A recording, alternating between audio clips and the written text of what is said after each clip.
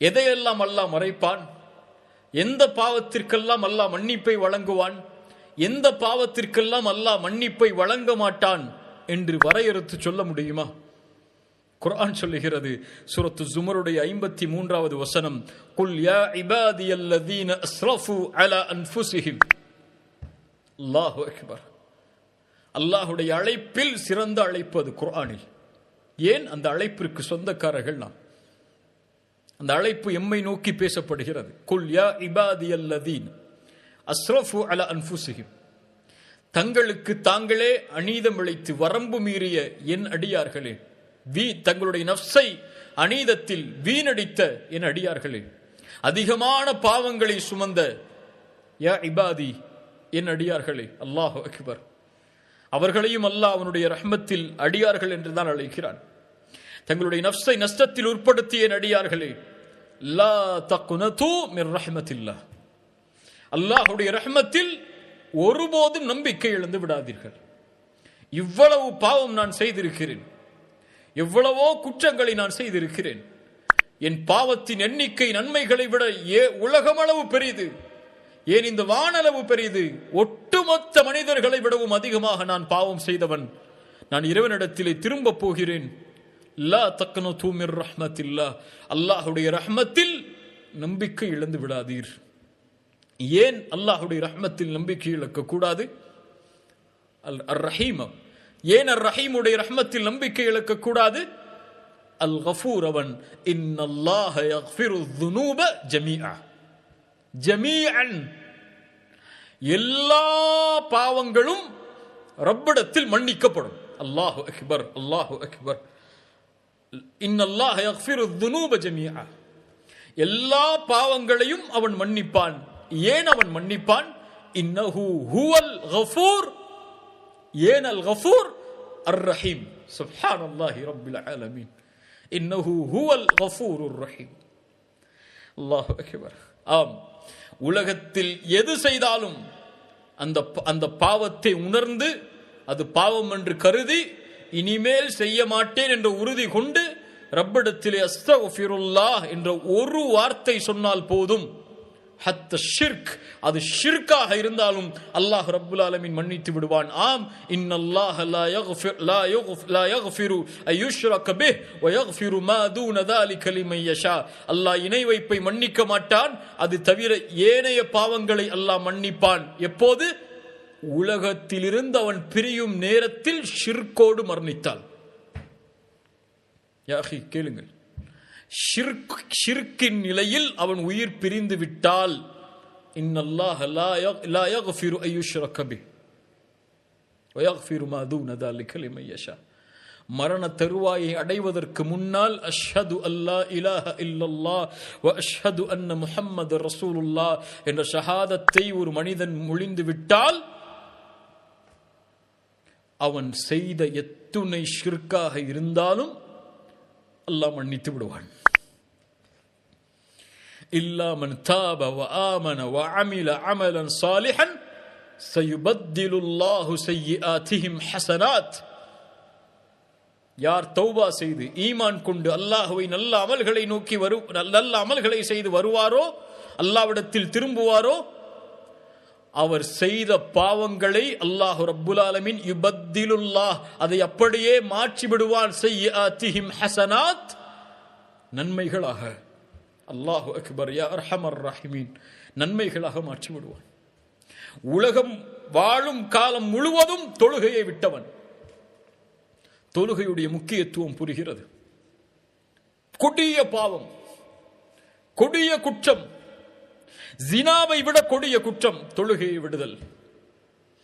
ஒரு மனிதனை கொலை செய்வதை விட பெரிய குற்றம் தொழுகையை விடுதல். குஃபர், இறை நிராகரிப்பு. அது இப்படிப்பட்ட பாவத்தை செய்த ஒரு அடியான் மனம் திருந்தி தொழுகையை நிலைநாட்ட விரும்புகிறேன் என்று வந்தால் யுபத்திலுல்லாஹு சய்யிஆத்திஹிம், அவன் விட்ட தொழுகையின் பாவங்கள் அனைத்தையும் நன்மைகளாக அப்படியே மாற்றி விடுவான். பாவத்தை மறைப்பதோடு மட்டுமல்லாமல், அல்லாஹு அக்பர், அல்லாஹு அக்பர், யுபத்திலுல்லாஹு சய்யிஆத்திஹிம் ஹஸனாத். அறிஞர்கள் இரண்டு விளக்கம் சொன்னார்கள். ஒன்று, அவன் அல்லாஹ்விற்காக ஒரு செயலை விட்டு வெளியே வந்தால் ஹராமை விட்டால் ஹலாலை அல்லாஹ் ரப்புல் ஆலமீன் லேசாக மாற்றி விடுவான். அவனுக்கு ஹராமான முறையில் வருமானத்தை சம்பாதித்தவன் ஹலாலில் வாழ வேண்டும் என்று ஆசைப்பட்டு வந்தால் அவன் ஹலாலை நோக்கி திரும்பி போகக்கூடிய பாதையை மாற்றி விடுவான் எளிதாக எல்லாவற்றிற்கும். அதுபோல் அவன் செய்த பாவங்கள் அளவிற்கு நன்மைகளை அல்லாஹ் ரப்புல் ஆலமீன் மாற்றி விடுவான். அல்லாஹ்வுடைய தூதர் ஸல்லல்லாஹு அலைஹி வஸல்லம் அதை ஹதீஸில் குதுஸியில் நமக்கு சொன்னார்கள். இப்ன ஆதம், ஆதமுடைய மகனே, இன்னக மா தஅவுதனி வ ரஜௌதனி கஃபர்து லக அலா மா கான மின்க வலா உபாலி. ஆதமுடைய மகனே, என்னை ஆதரவு கொண்டு என்னை அழைத்துக் கொண்டிருக்கும் காலமெல்லாம் உன்னை நான் மன்னித்துக் கொண்டே இருப்பேன், உன் பாவங்களை மறைத்துக் கொண்டே இருப்பேன். வலா உபாலி, எதையும் நான் பொருட்படுத்த மாட்டேன். ஆதமுடைய மகனே, லவ் பலகத் துனூபுக அனான ஸமா, வானத்துடைய முகடை உன்னுடைய பாவங்கள் தொட்டாலும் சரி, சும்ம ஸ்தக்ஃபர்தனி, அதற்கு பிறகு என்னிடத்திலே மன்னிப்பை தேடினால், கஃபர்து லக், உன்னை நான் மன்னிப்பேன். வலா உபாலி, நான் மன்னித்து விடுவேன், எதையும் நான் பொருட்படுத்த மாட்டேன். இப்ன ஆதம், இன்னக லவ் அதைதனி பிகுராபில் அர்தி ஹதாயா ثم لقيتني لا تشرك بي شيئا لاتيتك بقرابها مغفرة. ஆதமுடைய மகனே, உலகம் முழுக்க பாவங்களை சுமந்து வருகிறாய்.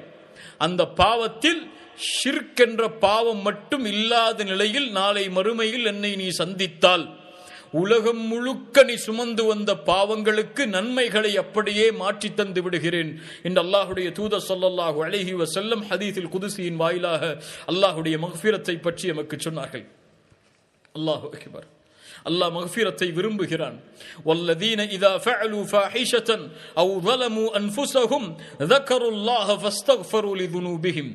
யார் தங்களுக்கு வல்லதீன இதா ஃபஅலு ஃபாஹிஷா, மானக்கேடான காரியங்களை செய்து, அவ் ظلموا انفسهم, இல்லை என்றால் தங்களுக்கு தாங்களே அநீதம் இழைத்து, ذكروا الله, அந்த பாவம் முடிந்ததற்கு பிறகு அல்லாஹுவை பற்றி நினைவு உடனடியாக அவனுக்கு வந்து, உடனடியாக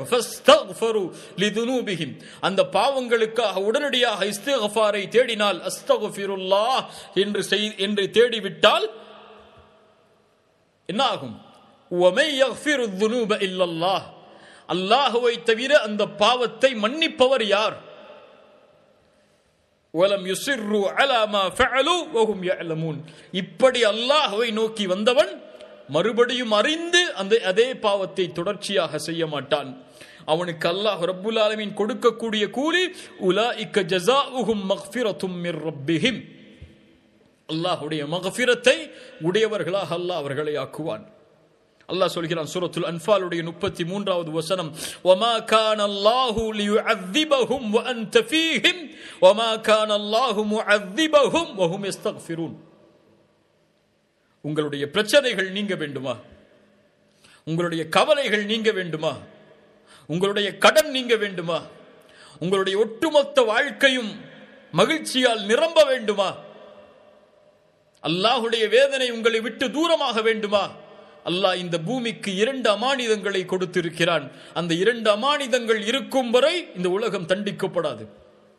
முதல் அமானிதம், வமா கான அல்லாஹு லியுஅذிபஹும், அல்லாஹ் அவர்களை ஒருபோதும் அதாபை கொண்டு வேதனையை கொண்டு பீடிக்க மாட்டான்.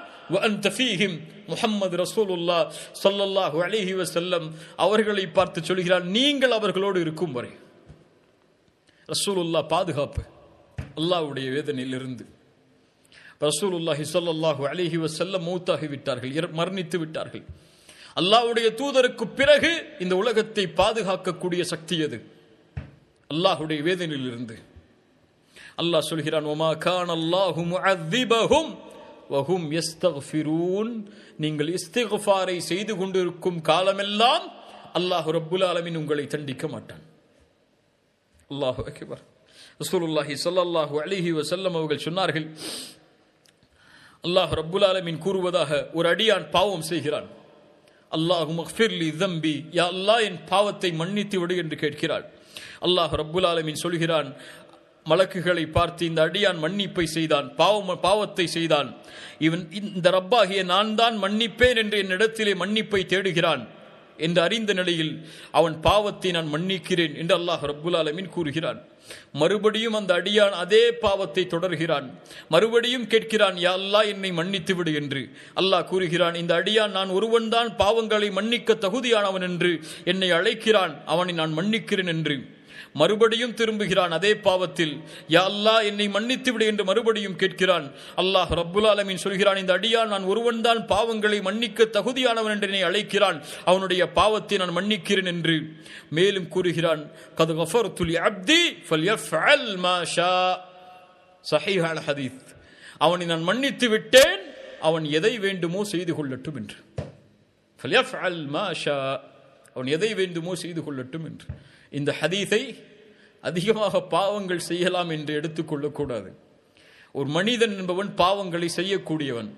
மனம் திருந்தி வருந்தி அல்லாஹ்விடத்திலே தௌபா செய்ததற்கு பிறகும் அவனால் அவனுடைய சக்தியை மீறி அதே பாவத்தை செய்து விட்டால் அல்லாஹ் மன்னிப்பானா? அல்லாஹ் மன்னிப்பான். அவனுடைய மௌத் இருக்கும் வரை, உலகத்திலிருந்து அவன் பிரியும் வரை அல்லாஹ் ரப்புல் ஆலமீன் அவனுடைய பாவங்களை மன்னித்து கொண்டே இருப்பான். ஆனால் ஒவ்வொரு முறையும் தௌபா செய்யும் போது, அல்லாஹ்விடத்திலே மன்னிப்பை தேடும் போது, பாவத்தை உணர்ந்து பாவத்திலிருந்து விலகி அல்லாஹ்விடத்திலே வாக்கு கொடுத்து நன்மையில் தொடர்ந்தால் அல்லாஹ் ரப்புல் ஆலமீன் அதை மன்னிப்பான். அந்த பாவ மன்னிப்பு ஏற்றுக்கொள்வதற்கு நிபந்தனைகள் உண்டு. ஃபல்யஃஅல் மா ஷா, அவன் எதை வேண்டுமானாலும் செய்து கொள்ளட்டும், அல்லாஹ் மன்னித்து விடுகிறான் என்று சொன்னதன் அர்த்தம், அந்த அடியான் தொடர்ச்சியாக பாவம் செய்தாலும் அல்லாஹ் ஒருவன்தான் மன்னிக்க தகுதியானவன் என்று அவன் அறிந்த நிலையில் அல்லாஹ்வை அழைத்துக் கொண்டிருக்கும் காலமெல்லாம் அல்லாஹ் ரப்புல் ஆலமீன் மன்னித்துக் கொண்டே இருப்பான் என்பதுதான் அதனுடைய அர்த்தம். ரசூலுல்லாஹி ஸல்லல்லாஹு அலைஹி வஸல்லம் அதன் காரணமாகத்தான் சொன்னார்கள், ஒவ்வொரு நாளும் நான் 70 முறை, இன்னும் சில ஹதீஸில் 100 முறை அல்லாஹ்விடத்திலே மன்னிப்பை தேடுகிறேன், என் பாவங்களை மறைக்க வேண்டும் என்று மன்னிப்பை தேடுகிறேன், அல்லாஹ்விடத்தில் மீளுகிறேன் என்று அல்லாஹ்வுடைய தூதர் ஸல்லல்லாஹு அலைஹி வஸல்லம் கூறினார்கள். என்றால் யா அஹி, நானும் நீங்களும் எம்மாத்திரம்?